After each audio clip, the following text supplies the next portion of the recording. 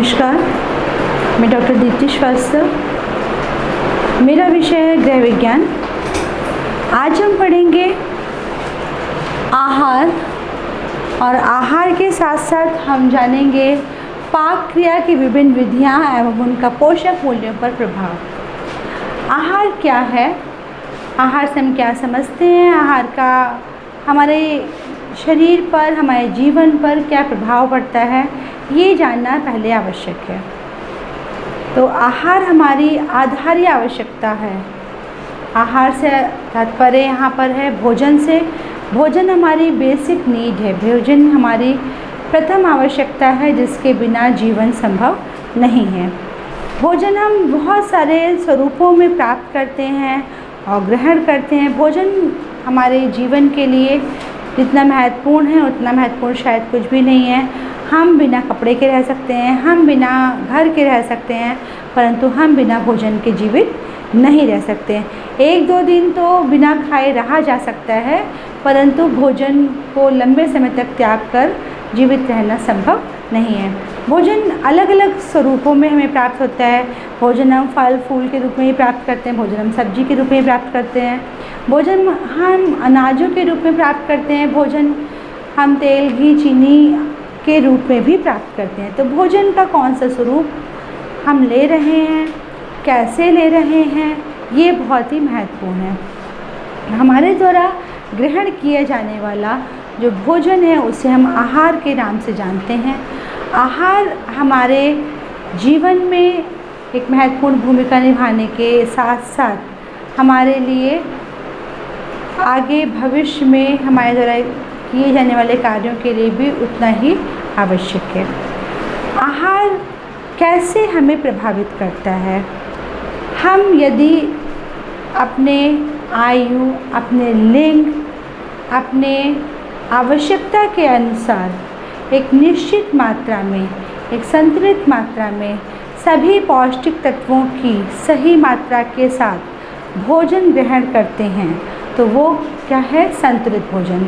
संतुलित भोजन के रूप में हम समझ सकते हैं कि ऐसा भोजन जो हमारी आवश्यकताओं की पूर्ति करता हो और जिसमें सभी पोषक तत्व सही मात्रा में विद्यमान हो, वो क्या है? संतुलित भोजन। अब भोजन हमने ग्रहण किया, संतुलित भोजन हमने ग्रहण किया, परंतु कभी कभी क्या होता है कि हमारी आवश्यकता कुछ होती है, हम ग्रहण कुछ करते हैं और हमारे शरीर के द्वारा कुछ अवशोषित होता है, कुछ हम प्राप्त करते हैं, सब चीज़ें अलग अलग हैं। तो इस स्थिति में उत्पन्न हो जाता है कुपोषण। कुपोषण की स्थिति वो है जब हम अपनी आवश्यकता से कम भोजन ग्रहण करें या हम अपनी आवश्यकता से अधिक भोजन ग्रहण करें या हम किसी पोषक तत्व की ज़्यादा मात्रा ग्रहण कर लें या हम किसी पोषक तत्व की कम मात्रा ग्रहण कर लें। ये सारी स्थितियाँ जो हैं वो कुपोषण को ही प्रदर्शित करती हैं। तो भोजन हम ग्रहण करें उसमें सभी पोषक तत्वों, पोषक तत्व क्या है? जैसे कार्बोहाइड्रेट है, प्रोटीन है, विटामिन है, वसा है, खनिज पदार्थ हैं और जल।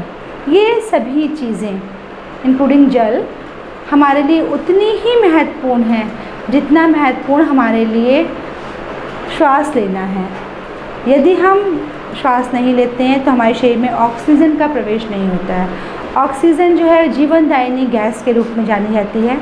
जिस प्रकार ऑक्सीजन हमारे लिए आवश्यक है उसी प्रकार ये सभी पोषक तत्व भी हमारे लिए आवश्यक हैं। ये सभी पोषक तत्व अलग अलग कार्यों को करते हैं, अलग अलग कार्यों को संपन्न करते हैं और ये हमारे भोजन में अलग अलग स्वरूपों में पाए जाते हैं। उदाहरण के लिए जैसे कार्बोहाइड्रेट है, तो कार्बोहाइड्रेट हमें ऊर्जा प्रदान करने का कार्य करता है। प्रोटीन है, प्रोटीन हमें ऊर्जा तो देता ही देता है, साथ साथ हमारे शरीर में निर्माण का और मरम्मत का, टूट फूट और मरम्मत का कार्य भी करता है।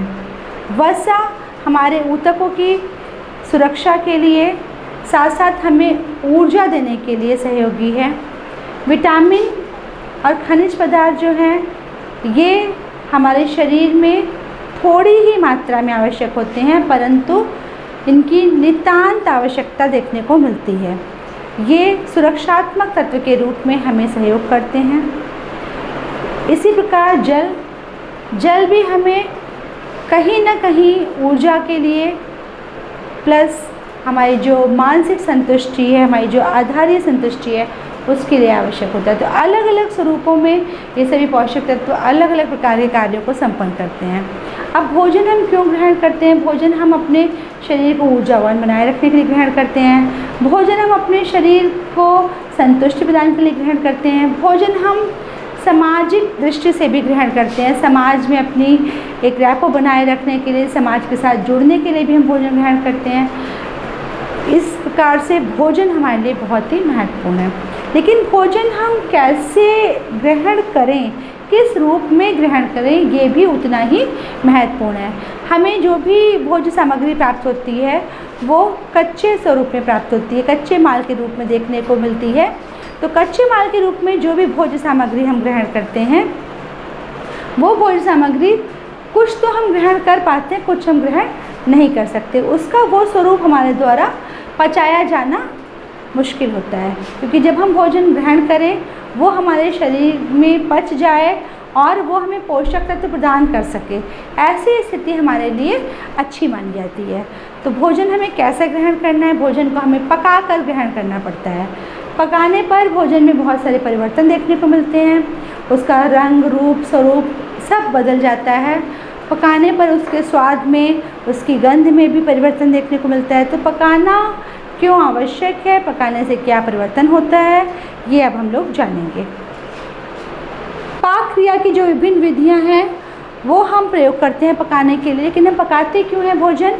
भोजन हम पकाते हैं पाक क्रिया के उद्देश्यों की पूर्ति के लिए। पाक क्रिया के उद्देश्य क्या है? पहला उद्देश्य है भोजन को नर्म और सुपाच्य बनाना। जब हम भोज्य पदार्थों को पकाते हैं तो वो नर्म और सुपाच्य बन जाते हैं। दूसरा है भोजन को आकर्षक और स्वादिष्ट बनाना। भोजन को आकर्षक और स्वादिष्ट बनाने के लिए भी हम भोजन को पकाते हैं। जैसे ही हम भोजन को पकाते हैं उसके स्वरूप में परिवर्तन आ जाता है, उसका रंगत जो है वो बदल जाती है, उसके स्वाद में भी परिवर्तन आ जाता है, वो अत्यधिक स्वादिष्ट हो जाता है। सुपाच्य हो जाएगा तो सरलतापूर्वक पच जाएगा, स्वादिष्ट हो जाएगा तो उसको खाने के दौरान उसको पचाए जाने वाले जो पाचक रस हैं उनकी मात्रा बढ़ जाएगी। भोजन में उपस्थित रोगाणु नष्ट होते हैं। जब हम भोजन को पकाते हैं तो जो रोगाणु हमारे भोज्य पदार्थों में आ सकते हैं वो सभी नष्ट हो जाते हैं। भोजन में विभिन्नता उत्पन्न करने के लिए भी हम भोजन को पकाते हैं। उसका लुक बदल जाए, उसकी रंगत बदल जाए, उसका स्वरूप परिवर्तित हो जाए और वो अलग अलग रूप से प्रयोग में लाया जा सके, ताकि हमारे मन में खाने की इच्छा बनी रहे। तो वो भोजन में विभिन्नता के लिए भोजन को पकाया जाता है। भोजन को पकाने से भोजन के पोषक मूल्यों में वृद्धि हो जाती है। पोषक मूल्यों की वृद्धि के लिए भी भोजन को पकाया जाता है। उसका स्वाद बढ़ाने के लिए उसको पकाया जाता है। तो कुछ भोज्य पदार्थ हैं उनको पकाने पर उनका स्वाद में वृद्धि हो जाती है, वो मीठे हो जाते हैं, उनका सेलुलोज जो है वो उसकी मात्रा अधिक देखने को मिलती है। भोज्य पदार्थों में एक बेसिक गंध पाई जाती है और कभी कभी वो गंध साधारणतः यदि हम भोजन को ग्रहण करें तो हमें बर्दाश्त करना मुश्किल होता है। जैसे मान लीजिए हमें मछली खानी है, तो मछली को अगर हम कच्चा खाते हैं तो उसकी गंध हमारे लिए असहनीय हो जाती है, लेकिन अगर हम मछली को पकाकर खाते हैं तो हम उसकी दुर्गंध को दूर कर देते हैं और हम उसको सरलतापूर्वक ग्रहण कर सकते हैं। भोजन का संरक्षण करने के लिए भी हमें भोजन को पचाना आवश्यक होता है। जब हम भोजन ग्रहण करते हैं, किसी भी प्रकार का भोजन जब हम ग्रहण करते हैं तो उसका स्वरूप अगर बदला हुआ होता है तो उसको ग्रहण तो किया जा सकता है, लेकिन लंबे समय तक उसको रखा नहीं जा सकता, लेकिन पकाकर उसको आप लंबे समय तक रख सकते हैं। पकाने की कुछ विधियां हम भोजन को पकाने के लिए प्रयोग में लाते हैं। वो विधियां कौन कौन सी हैं? हम 4 प्रकार से भोजन को पकाते हैं। पहला है जल के द्वारा हम भोजन को पका सकते हैं। दूसरा, हम भोजन को वसा के द्वारा पका सकते हैं। तीसरा, हम भोजन को हवा के द्वारा पका सकते हैं और चौथा, हम भोजन को वाष्प के द्वारा पका सकते हैं। जब हम जल के द्वारा भोजन को पकाते हैं तो इसमें हम 3 सब प्रोसेस करते हैं। 3 सब प्रोसेस क्या हैं कि पहला भोजन को उबालना, दूसरा भोजन को खदकाना और तीसरा स्टीमिंग करना। उबालना मतलब बॉइलिंग, खदकाना मतलब स्टीमिंग करना और स्ट्यू मतलब कि कम पानी में धीमी आंच पर उसको थोड़ी देर के लिए पकाना। इसमें विशेष बात यह है कि जो टेम्परेचर होता है वो तीनों में अलग अलग होता है। जब हम भोज्य पदार्थों को उबालते हैं जल में तो हमारा जो टेम्परेचर होता है वो 100 डिग्री सेंटीग्रेड या 212 डिग्री फ़ारेनहाइट रहता है। तब हम खाद्य पदार्थों को जल में उबाल सकते हैं, जैसे आलू को उबालना। दूसरा होता है खदकाना। खदकाना मतलब कम पानी में एक बस खदक लगाना, कि उबलने से पहले की जो स्थिति होती है, यानी कि 100 डिग्री सेंटीग्रेड से टेम्परेचर कम होगा, 99 तक होगा, 99.9 तक भी होगा तो हम उसके अंदर उसको काउंट करेंगे, वो स्थिति कहलाती है खदकाना। तीसरी स्थिति है स्ट्यू करना। इसमें हम सब्जियों वगैरह को, कभी कभी अंडे को हम स्ट्यू करते हैं, हल्की सी भाप और पानी में, कम पानी में इसको पकाने की स्थिति है। इसमें हम 93 डिग्री सेंटीग्रेड या 200 डिग्री फ़ारेनहाइट का प्रयोग करते हैं और पानी के अंदर खाद्य पदार्थ को स्ट्यू करते हैं। दूसरी स्थिति है वसा। वसा में हम जब भी खाद्य पदार्थ को पकाते हैं तो उसके लिए हमें दो तरीके देखने को मिलते हैं। एक होता है गहरी चिकनाई में पकाना, एक होता है उथली चिकनाई में पकाना। वसा की सहायता से हम गहरी चिकनाई में जब खाद्य पदार्थ को पकाते हैं, जैसे हमारा पूड़ी है, पकौड़ी है, कचौड़ी है, इस तरह जब हम तेल या घी के अंदर, वसा के अंदर खाद्य पदार्थ को डुबोकर निकालते हैं या पापड़ छानना है, तो वो हमारा जो है वसा के द्वारा पकाना कहलाता है। और उथली चिकनाई का मतलब है जैसे पराठे बनाना या चीला वगैरह बनाना, ये आपका उथली चिकनाई का उदाहरण है। तीसरा हमारा आता है हवा में खाद्य पदार्थों को पकाना। हवा में हम खाद्य पदार्थों को कैसे पकाते हैं, इसके लिए हम 4 तरीके अपनाते हैं। पहला है भूनना, हम डायरेक्ट आंच के ऊपर भून लें। दूसरा है सेकना, डायरेक्ट आंच पर सेक लें। तीसरा है धातु के बर्तन में भूनना या सेकना, सूखी कढ़ाई या सूखे तवे में, सूखे बर्तन में कोई भी चीज़ डालना, भूनना उसको या सेकना, जैसे रोटी वगैरह सेकना है, ये हमारा हवा में सेकने के अंतर्गत आएगा। और चौथा है तंदूर में पकाना। तंदूर को गर्म करके उसके अंदर कोई खाद्य पदार्थ रख दें और वो खाद्य पदार्थ पके तो उसे हम क्या कहते हैं, तंदूर में पकाना। तो हवा के द्वारा हम इन 4 तरीके से खाद्य पदार्थों को पका सकते हैं। चौथी चीज़ आती है वाष्प के द्वारा पकाना। भोजन को हम वाष्प के द्वारा भी पका सकते हैं। वाष्प में 2 विधियाँ प्रयोग में लाई जाती हैं। पहली विधि है प्रत्यक्ष विधि के द्वारा वाष्प में पकाना और दूसरी है अप्रत्यक्ष विधि से वाष्प में पकाना। प्रत्यक्ष विधि से जब हम भाप में पकाते हैं कोई भी खाद्य पदार्थ, तो नीचे पानी रख के उसके ऊपर जाली अथवा कपड़ा रख के तब खाद्य पदार्थ को डायरेक्ट रखते हैं। जैसे इडली है, ढोकला है हमारा, या हमारे आलू वगैरह उबालने की विधि है, उसके लिए हम इसका प्रयोग करते हैं। और अप्रत्यक्ष विधि में क्या होता है कि बर्तन पानी से भर के रख दिया जाता है, उस बर्तन के अंदर दूसरे बर्तन में खाद्य पदार्थ रख के उसी पानी के अंदर उस बर्तन को रख दिया जाता है। प्रयास रहता है कि जो पानी है वो बर्तन के अंदर ना जाने पाए और आपका खाद्य पदार्थ पक जाए। दाल चावल आदि पकाने के लिए कई बार इस विधि का प्रयोग किया जाता है। तो ये आपकी जो विधियां हैं, इन चारों विधियों के माध्यम से हम भोजन को पकाते हैं। अब हम जब भोजन को पकाते हैं तो भोजन का स्वरूप बदल जाता है। भोजन के अंदर बहुत सारे परिवर्तन देखने को मिलते हैं। जैसे भोजन को पकाने पर भोजन के रंग में परिवर्तन हो जाता है, ये एक विशेष परिवर्तन है।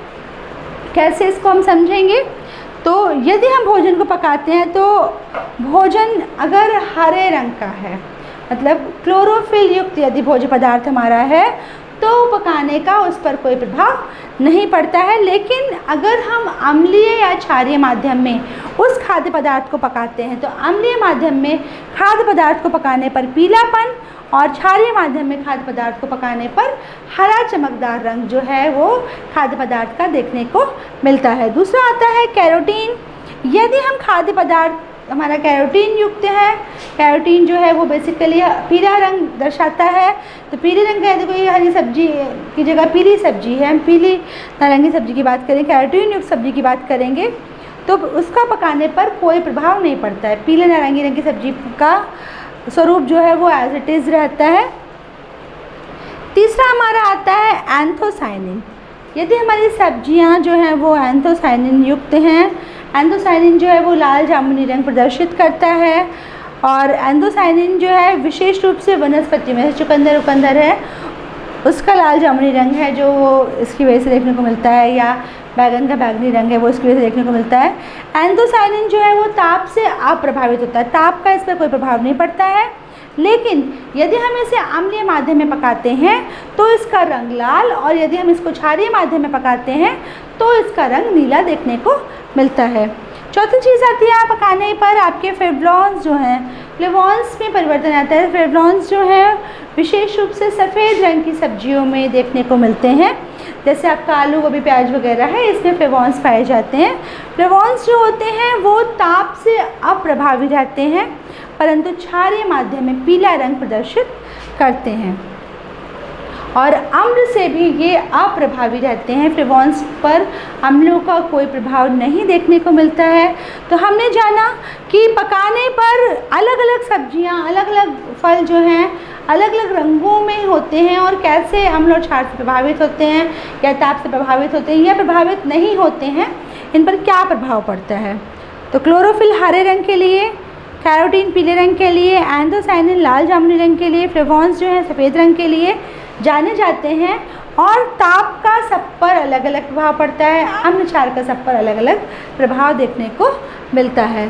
तो आज हमने जाना कि कैसे हम भोजन को पकाएंगे, किन उद्देश्यों की पूर्ति करेंगे, हम पकाने की किन विधियों का प्रयोग करेंगे, पकाने पर भोज्य पदार्थ में क्या क्या परिवर्तन होते हैं, और दो परिवर्तन और देखने को मिलते हैं कि उसकी जो प्रकृति है वो बदल जाती है, उसका जो रंग है वो भी बदल जाता है। तो प्रकृति और रंग तो परिवर्तित हो गया, साथ साथ उसके स्वाद में भी परिवर्तन देखने को मिलता है। पकाने की जो क्रिया है वो हमारे अलग अलग उद्देश्यों के संदर्भ में यदि देखी जाए तो अलग अलग उद्देश्यों की पूर्ति करती है। इन सभी उद्देश्यों की पूर्ति हम तभी कर पाएंगे जब हम पोषक तत्वों की सही मात्रा किसी भोज्य पदार्थ के माध्यम से प्राप्त कर पाएंगे। भोज्य पदार्थों को हम जब भी प्रयोग में लाते हैं, भोज्य पदार्थों में विभिन्न प्रकार के पोषक तत्व तो पाए जाते हैं, परंतु उनकी मात्रा चूँकि अलग अलग होती है और उनका स्वरूप भी अलग अलग होता है, तो उनको पचाने में हमें अलग अलग विधियों से उनको पकाना पड़ता है। कुछ भोज्य पदार्थ ऐसे होते हैं जिनको कम आंच पर कम देर के लिए पकाने पर ही वो पक जाते हैं, कुछ ऐसे होते हैं जिनको देर तक पकाना पड़ता है, कुछ ऐसे होते हैं जिनको धीमी आंच पर देर तक पकाना होता है, कुछ ऐसे होते हैं जिनको बहुत देर तक तेज़ आंच पर या बहुत देर तक धीमी आंच पर पकाना होता है। तो भोजन के जो तत्व हैं वो पकाने पर प्रभावित हो जाते हैं, जैसे कार्बोहाइड्रेट। कार्बोहाइड्रेट अपने सरलतम रूप में टूट जाता है और पकाने पर उसका जो सेलुलोज फॉर्म है वो गाढ़ा होकर मीठापन प्रदर्शित करता है। प्रोटीन जो है कुछ घुलनशील होते हैं, कुछ अघुलनशील होते हैं। प्रोटीन पकाने पर जम जाता है। जो आपके खनिज पदार्थ हैं कुछ पकाने पर जो है जल जाते हैं, कुछ पकाने पर उड़ जाते हैं। आपके जो विटामिन हैं कुछ घुल जाते हैं, कुछ अघुलनशील रहते हैं। तो पकाने की जो प्रक्रिया है वो अलग अलग पोषक तत्व पर अलग अलग प्रकार का प्रभाव प्रस्तुत करती है। अब हमें कौन सा पोषक तत्व किस मात्रा में ग्रहण करना है, कौन से पोषक तत्व का कौन सा स्वरूप हमें चाहिए, ये बहुत ही महत्वपूर्ण है। क्योंकि अगर हम सही प्रकार का भोजन ग्रहण नहीं करेंगे तो हम किसी भी रोग को अपने शरीर में पाल लेंगे, और रोग की दशा में हमें एक विशेष प्रकार का एक चिकित्सीय आहार ग्रहण करना पड़ता है। वो विशेष प्रकार का चिकित्सीय आहार रोग की स्थिति, व्यक्ति की अवस्था, आयु, लिंग, परिस्थितियों के आधार पर प्रदान किया जाता है। तो भोज्य पदार्थ को पकाने की बात यहीं पर समाप्त होती है। अब हम लोग जानेंगे कि भोज्य पदार्थों में यदि हम किसी भोज्य पदार्थ को नए स्वरूप में ग्रहण करना चाहें तो हमें क्या करना होता है। हमें अंकुरण की प्रक्रिया करनी होती है। कई बार हमें अंकुरण के साथ साथ किसी भी खाद्य पदार्थ को भिगोना, उबालना, भूनना या फिर उसमें खमीरीकरण करना, ऐसी प्रक्रियाएं भी करनी पड़ती हैं। उसके स्वरूप में परिवर्तन भी करना पड़ता है। तो अंकुरण क्या है, खमीरीकरण क्या है, ये अब हम लोग नेक्स्ट कक्षा में जानेंगे। आज के लिए इतना ही। Thank you.